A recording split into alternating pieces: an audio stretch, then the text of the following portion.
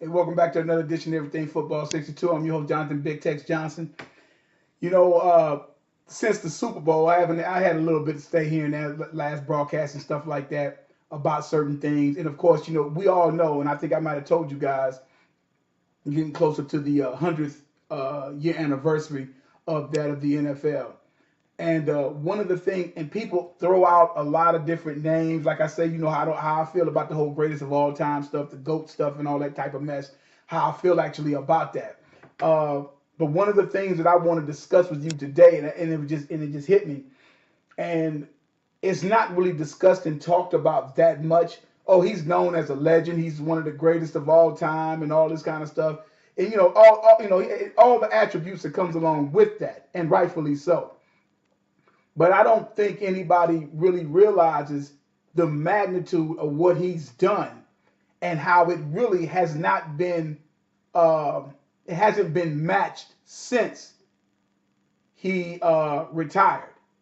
And he played running back. So you hadn't seen anything like this that really matches what he's done.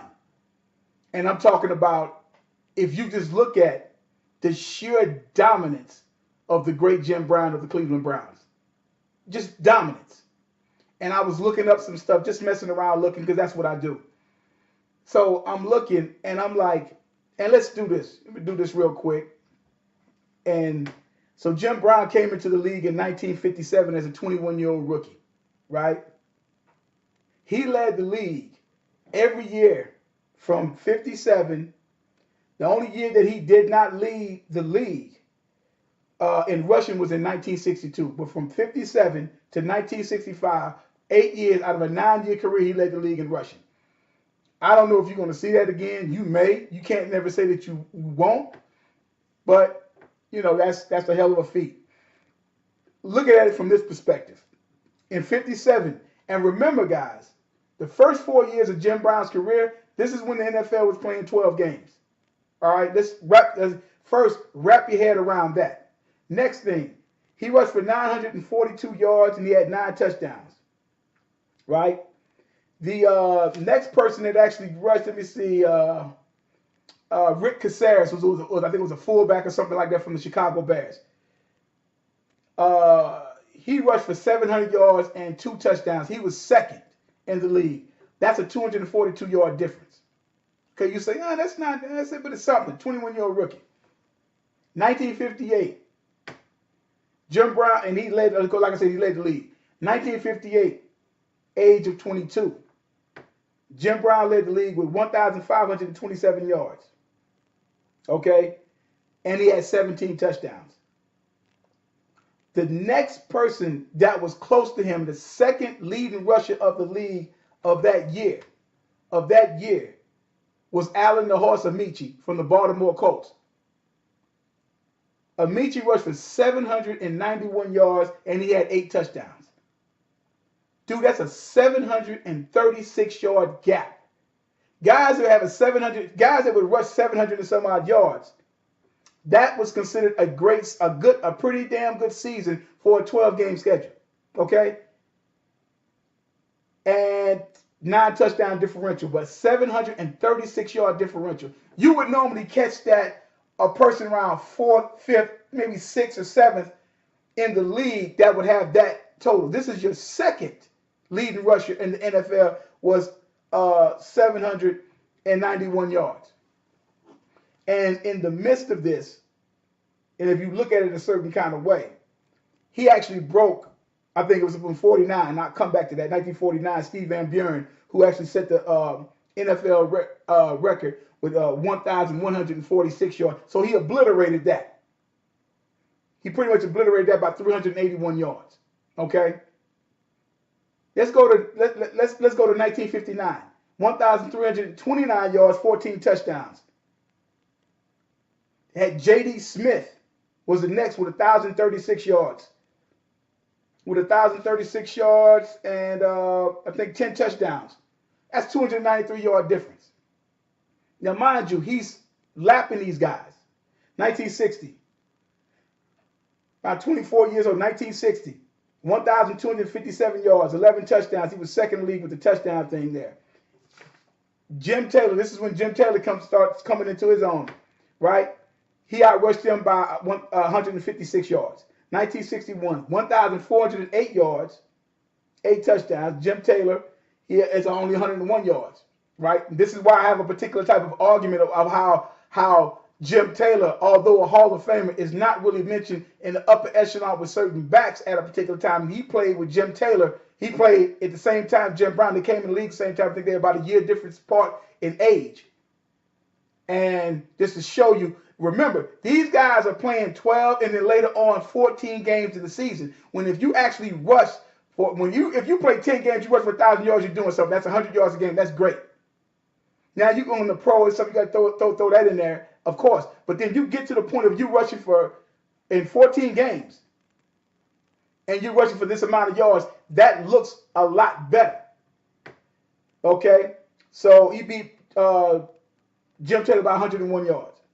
Again, leading rusher. 1962, Jim Brown, 996 yards. He only had 230 carries, 13 touchdowns. Jim Taylor led the league, 1,474 yards, almost 1,500 yards rushing. And I think he had like 19 touchdowns. That was a 478 differential. That's large. That's big, right? Again, 14 games. And the 14-game season actually started in 1961. Go to 1963.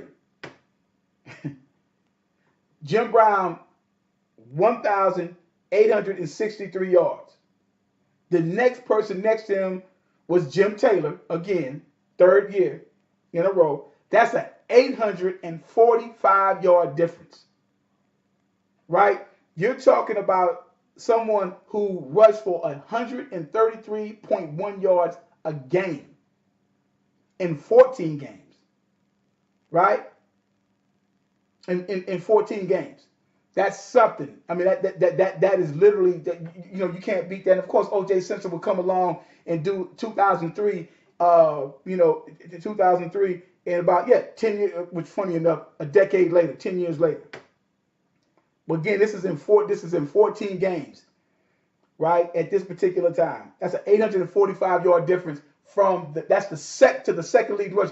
Some guys, that's a great season. 845 yards and get 7 or 8 touchdowns, that's considered a good season. That's a Pro Bowl season and shows you the differential of the person that's second. I'm not even dealing with third, fourth, fifth, sixth, seventh, eighth leading rushers, the top 10 leading rushers. We're just talking about number 2 because number 3, 4, 5, them guys are not even in the picture. Go to 1964, 1,446 yards. Jim Taylor again, second. He had 7 touchdowns. 277-yard difference. Then we go to 1965 at the age of 29, his last year, 1,544 yards, 17 touchdowns, league MVP. Second leading rusher, a rookie by the name of Gale Sayers, who was second, 867 yards, 14 touchdowns, 677-yard difference. 677-yard difference.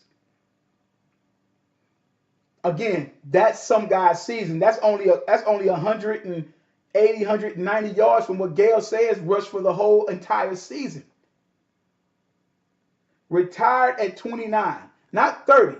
Now, people, this is the slick thing about it. So when Jim Brown did retire, he was 30 years old because his birthday had already came and went. The last time Jim Brown strapped him up, he was 29 years old. So he played his last football at the age of 29, not 30. You want to say he officially retired at 30? Well, that was after making the movie Get Into a Modell. That was during July of 60. That was July of 66.